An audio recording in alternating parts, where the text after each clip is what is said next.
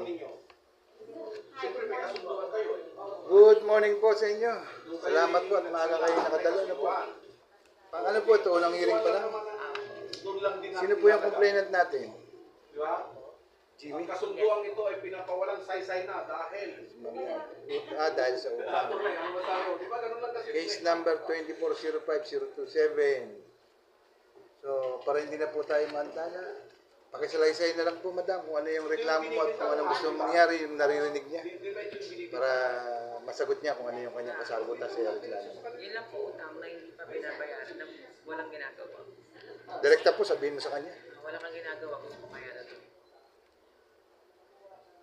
Magkano po yung pinag-uusapan dyan? 15,000. 15,000. Ang gusto mo lang